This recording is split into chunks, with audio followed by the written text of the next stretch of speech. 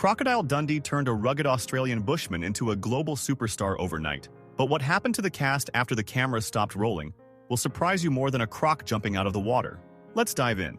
Number 1, we have John Meillon, who played Walter Wally Riley. He was 52 years old when he stepped into the role of Mick's cheerful, fast-talking tour guide. The loyal mate whose warmth and easy humor made every scene he appeared in feel completely effortless. Wally was the kind of supporting character who quietly held the whole film together, and Meillon brought him to life with the confidence of a man born for the role.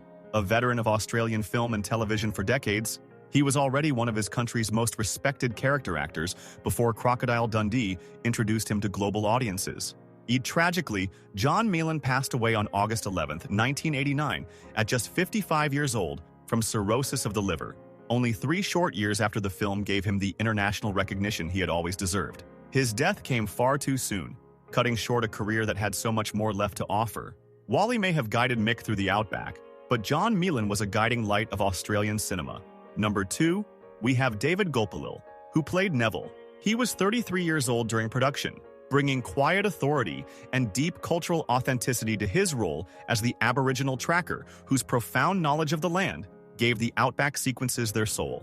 Gulpilil was already a celebrated figure in Australian cinema long before Crocodile Dundee, having made his international debut in Nicholas Roeg's Walkabout back in 1971 as a teenager. He went on to appear in Storm Boy, Rabbit-Proof Fence, and Charlie's Country, building one of the most important legacies in Australian film history. In 2017, he was diagnosed with terminal lung cancer, a battle he faced with extraordinary dignity over 4 difficult years. David Gulpilil passed away on November 29, 2021, at the age of 68. In his final years, he received the Australian Film Institute's Honorary Award for Lifetime Achievement, a recognition long overdue. His passing marked the end of an era, but his extraordinary body of work ensures his spirit endures forever. Neville was a supporting role, but David Gulpilil became a towering giant of world cinema. Number 3, we have Steve Rackman, who played Donk. He was just 31 years old when he took on the role of the enormous, stone-faced bouncer, a character whose sheer physical presence could silence an entire room without saying a single word. Donk didn't need many lines to leave an impression, and Rackman delivered exactly what the role demanded. Before stepping in front of the camera, Rackman had built a formidable reputation as a professional wrestler in Australia, where his size and personality made him a crowd favorite long before Hollywood came calling. Now 71 years old in 2026, Rackman has lived a relatively quiet life away from the spotlight since his acting days. He has remained connected to his Australian roots and has occasionally appeared at fan events and retrospectives celebrating the film's enduring legacy. In an industry full of people chasing fame, Rackman seemed perfectly content doing things his own way, on screen and off. Donk was a man of few words, and Steve Rackman has kept things just as straightforward in real life. Number 4, we have Mark Blum, who played Richard Mason. He was 36 years old when he stepped into the role of Sue's polished, sophisticated New York boyfriend, the kind of man who looked completely at home in the city but utterly lost the moment Mick Dundee walked through the door. Richard Mason was the perfect foil, and Blum played him with sharp comedic timing that made audiences root against him in the most enjoyable way possible. Before Crocodile Dundee, Blum had already made a strong impression in Desperately Seeking Susan alongside Madonna, establishing himself as a reliable and talented screen presence. He continued working steadily in film and theater over the following decades, earning deep respect in both worlds. Mark Blum passed away on March 25, 2020, at the age of 69 from complications associated with COVID-19, making him one of the first recognizable faces from the entertainment world lost to the pandemic. His death sent shockwaves through Broadway and Hollywood alike. Richard Mason may have lost the girl to Mick Dundee, but Mark Blum won the lasting respect of everyone who ever worked with him. Number 5, we have Reginald VelJohnson, who played Garfield. He was 34 years old when he played the warm, street-smart New York City police officer, a supporting role that gave the film its New York authenticity and set the stage for everything that followed in VelJohnson's career. In 2026, Reginald VelJohnson is 74 years old and remains one of the most recognizable faces in American television history. 2 years after Crocodile Dundee, he played Sergeant Al Powell in Die Hard, a role that became iconic in its own right. But it was his long-running turn as Carl Winslow in Family Matters from 1989 to 1998 that truly made him a household name across America. He has continued acting steadily ever since, taking on guest roles in film appearances while remaining beloved by fans across multiple generations. Off-screen, VelJohnson has kept his personal life genuinely private, letting his work speak for itself across 4 decades in the industry. Garfield was a small role in a big film, but Reginald VelJohnson turned it into the launchpad for one of television's most enduring careers. Number 6, we have Caitlyn Clarke, who appeared.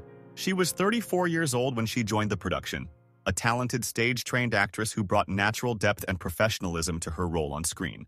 Clarke had first gained wider attention with her strong performance in the 1981 fantasy film Dragon Slayer, where she proved she could carry significant dramatic weight in a major Hollywood production. Her theater background gave her a credibility and precision that made her stand out even in supporting roles. In 2000, Caitlyn Clarke was diagnosed with ovarian cancer, a battle she fought privately and with tremendous courage over the following 4 years. Caitlyn Clarke passed away on September 9, 2004, at just 52 years old, far too young for a talent of her caliber. She left behind a body of work that her colleagues in theater and film have consistently described as intelligent, fearless, and deeply human. The entertainment world lost her far too soon, and those who worked alongside her have never forgotten the quiet power she brought to everything she touched. Her roles may have been few, but Caitlyn Clarke left a mark that outlasted them all. Number 7, we have Nancy Allen, who appeared. She was 31 years old when she joined the production, already a familiar face to audiences who had watched her deliver sharp, memorable performances throughout the late 1970s and early 1980s. Allen had built a strong reputation working with director Brian De Palma on projects like Carrie and Dressed to Kill, establishing herself as an actress comfortable working across multiple genres with confidence and skill. Her natural screen presence and ability to command attention in any scene made her a valuable addition to the Crocodile Dundee cast. In 2026, Nancy Allen is 71 years old. After her film career slowed in the 1990s, she stepped back from the spotlight and has lived a largely private life away from Hollywood. She has occasionally reflected on her career in interviews, speaking warmly about the projects and collaborators that shaped her years in the industry. Off-screen, Allen has kept her personal life quietly out of the public eye, something relatively rare for someone with her level of recognition. The camera always found her naturally, and in real life, she found something more valuable than fame. Number 8, we have Paul Hogan, who played Mick Crocodile Dundee. He was 46 years old when he brought the now legendary Bushman to life, a sun-weathered, knife-wielding, impossibly charming Australian who wandered into New York City and somehow made the whole world feel like they knew him personally.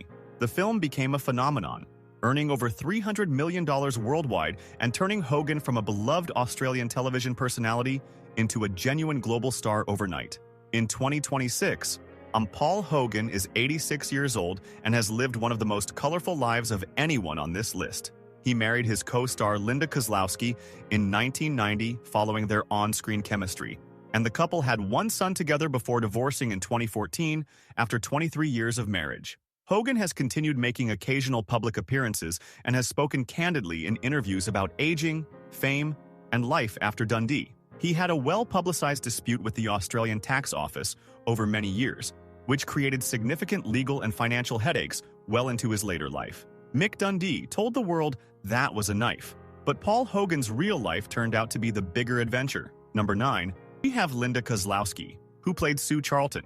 She was 28 years old when she stepped into the role of the sharp, ambitious New York journalist whose assignment in the Australian outback turned her entire world upside down and made her the love interest the whole world was rooting for. Sue Charlton was confident, witty, and completely capable of holding her own against Mick Dundee's rugged charm. And Kozlowski played her with a warmth and intelligence that made the chemistry between them feel completely believable. In 2026, Linda Kozlowski is 68 years old. The film changed her life in ways that went far beyond her career. She began a real-life romance with co-star Paul Hogan during production, eventually marrying him in 1990. The couple had one son together, and their relationship was one of Hollywood's most talked-about romances for years.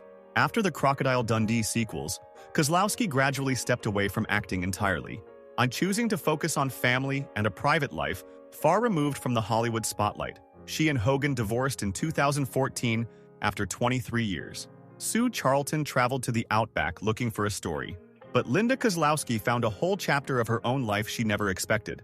Remember when movie posters weren't just advertisements, they were moments. I've put together a curated collection of over 1,000 legendary 70s, 80s, and 90s movie posters. It's perfect for collectors, nostalgia lovers, and anyone who grew up during the golden era of film. You can grab it right now using the link in the description.